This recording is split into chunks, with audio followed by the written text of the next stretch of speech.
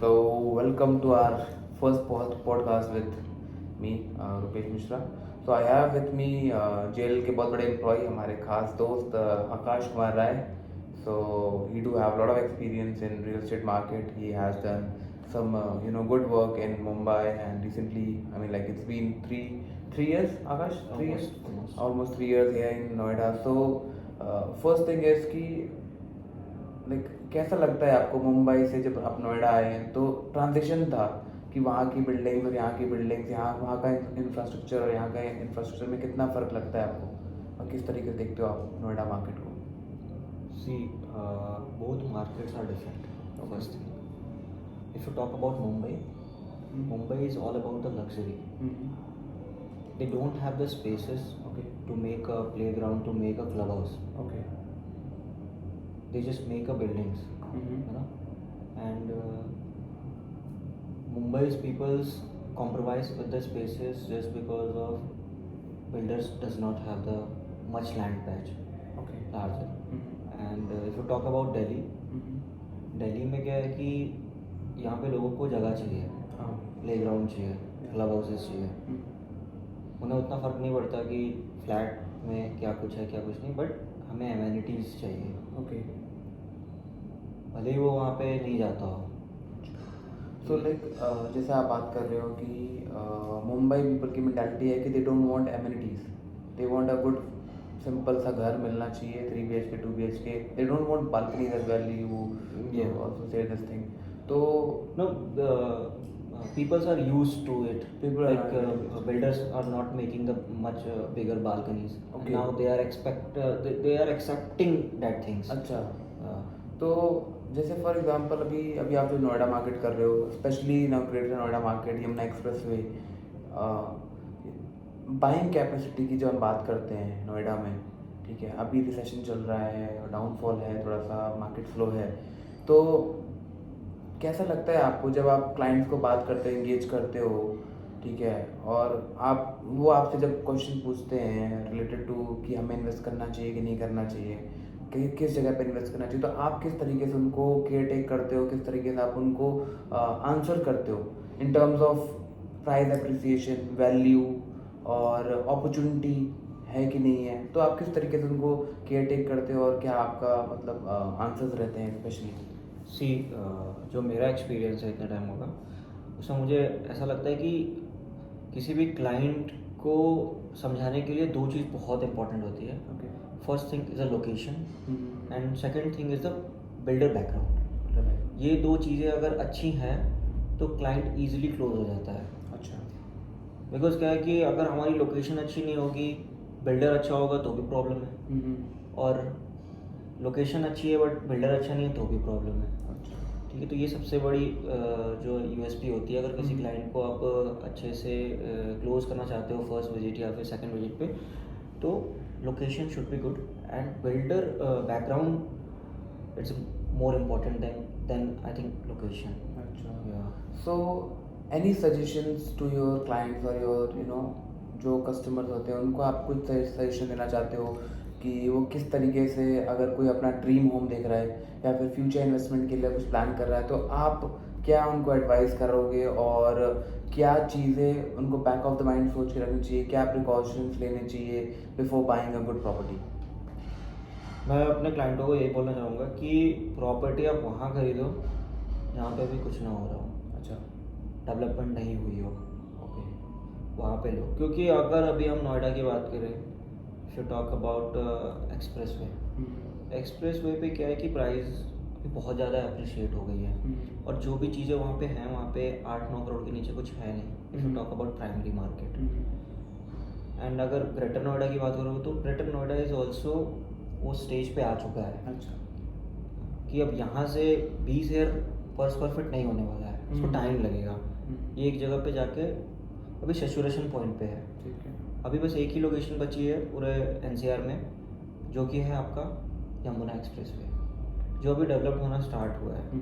मेरे हिसाब से अगर अभी लोगों को प्राइस अप्रिशिएशन के हिसाब से चाहिए या फिर अगर रहने के हिसाब से भी चाहिए तो यमुना एक्सप्रेस वे देख सकते हैं. क्योंकि अभी नोएडा एक्सपेंड हो रहा है और ये जाएगा जेवर तक, तो लोगों को ये समझना चाहिए.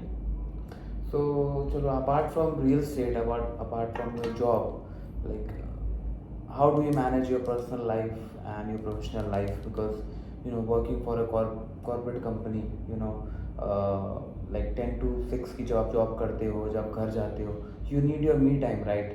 So how do you manage your personal time, personal space, and how do you manage your friend circle as well, taking good care of your families and also your like you have your own future plans as well. तो आप उसको किस तरीके से match करते हो? What's your work life balance? See, I'm very honest with my work, Hmm. and I'm doing my work very dedicatedly. Okay. See, after 6:30, Hmm. after 6, I'm free. Hmm. When I go to home, I used to play basketball Okay. with my friends, Hmm. and on every Tuesday, I go to meet with my friends because Tuesday is my week off. Hmm. सो मैं अपना जो work life है और personal life है उसको मैं अच्छे से बैलेंस कर लेता हूँ. Hmm. मैं खाली टाइम में गेम्स भी खेलता हूँ, Hmm. बास्केटबॉल भी खेलता हूँ, स्पोर्ट्स भी खेलता हूँ, और अपने छुट्टी वाले दिन अपने दोस्तों से मिलने दिल्ली भी जाता हूँ.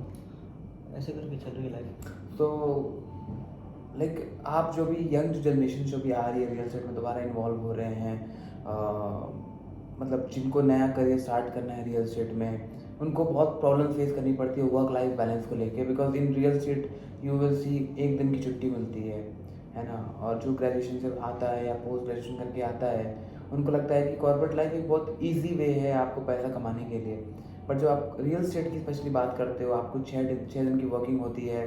You have targets to achieve, you have client visits, आपको एक विजिट अचीव करनी होती है, टारगेट्स उसमें भी टारगेट्स होते हैं. तो आप उसको किस तरीके से मतलब गाइड करोगे एज अ मतलब अगर as a being a team leader. Okay, तो आपके अंडर अगर कोई ग्रेजुएशन का बंदा आता है या ग्रेजुएट करके आता है तो आप उसको क्या एडवाइस करोगे इनिशियल डेज में कि किस तरीके से ना वो फ्रस्ट्रेट होके काम को ज़्यादा फोकस करे और अपनी लाइफ को बैलेंस कर पाए?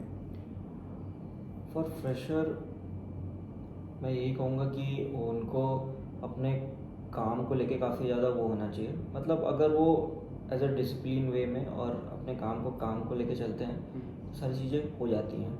लोगों को लगता है कि रियल स्टेट में आना अच्छा नहीं है, but if you really wanted to make money then real estate sector is the only sector where you can make a money in my point of view. Corporates में क्या है कि सैटरडे संडे वीक ऑफ है आपके, ठीक है, but वो आपको क्या है रियल स्टेट में अगर आप जॉब करना स्टार्ट करोगे ना तो धीरे धीरे आपको मज़ा आना स्टार्ट हो जाएगा. और एक बार आपको मज़ा आना स्टार्ट हो गया ना, मैं 100% गारंटी दे सकता हूँ कि आप फिर रियल स्टेट सेक्टर नहीं छोड़ने वाले हैं. मैंने ऐसे बहुत कम लोगों को देखा है कि जो रियल स्टेट सेक्टर छोड़ के किसी IT कंपनी में जाके वर्किंग है या फिर किसी कोई दूसरा काम कर रहे हैं. वो वही लोग थे जो 1-2 सालों में जिनको समझ में नहीं आया वो गए. जो 3 साल से ऊपर अगर रियल स्टेट में काम कर रहा है वो आने वाले 20 सालों बाद भी वो रियल स्टेट में ही रहेगा. ये मेरा पॉइंट ऑफ व्यू है. So last but not the least, how was your experience first time doing a podcast? Obviously ये हमारा एक all of sudden plan था कि चलो एक podcast करते हैं. So tell me and give me a honest reply. How was it? And you were कभी ऐसा आपको कोई क्वेश्चन पूछे गए हो मतलब इन अ पॉडकास्ट वे? बिकॉज ऐसे क्वेश्चन बहुत लोग पूछते हैं नॉर्मल लाइफ में, बट पॉडकास्ट में आंसर देना और अपने आप को रिकॉर्ड कराना, ठीक है, वो कितना डिफरेंट है और क्या ऐसा लग रहा है आपको? ये तो मेरा पहला ही ब्रॉडकास्ट है जो आपके साथ मैं कर रहा हूँ. इससे पहले मेरे ऐसा कभी कुछ हुआ नहीं है मेरे साथ, तो मुझे उतना एक्सपीरियंस नहीं है. बट हाँ कि ये सब जो था ये रियल था. ऑब्वियसली हाँ, नो कट वीडियो है, ऐसा कुछ तो कट तो है नहीं, कुछ भी तो नहीं. सब कुछ रियल था. जो भी मैंने बोला, जो मेरे दिमाग में आया मैंने वही बोला. Thank और you. अच्छा था. Thank you so much for giving us 10 minutes, because ये मेरा फर्स्ट पॉडकास्ट है और I will try to make sure कि ये पॉडकास्ट ज़रूर जाए यूट्यूब में. बिकॉज क्या होता है कि रॉ वीडियोस बनाना ना बहुत टफ होता है आज की जनरेशन में. अपने आप को दिखाना, अपने आप को प्रेजेंट करना, और बीइंग अ सेल्स गाय है ना, आप बहुत सारे CEO, CFOs और CEOs के पॉडकास्ट देखोगे, बट जो ग्राउंड रियलिटी में काम कर रहा है बंदा उसको आई थिंक ज़्यादा पता होगा ग्राउंड के बारे में, किस तरीके से मार्केट फ्लक्चुएट कर रहा है, राइट? तो मे बी ये वीडियो से बहुत सारे लोग इंस्पायर होंगे, बहुत सारे लोग समझेंगे कि कैसे काम होता है और किस तरीके से शायद आप मोटिवेट कर पाओ मुंबई टू दिल्ली दिल्ली एनसीआर का ट्रांजिशन जो आपने फेस किया है। सो होपफुली हम लोग शायद से नेक्स्ट वीक एक और छोटा सा ऐसे ही पॉडकास्ट करेंगे और we will discuss more about कैसे हम अपने आप को ग्रो कर सकते हैं। See you. Thank you.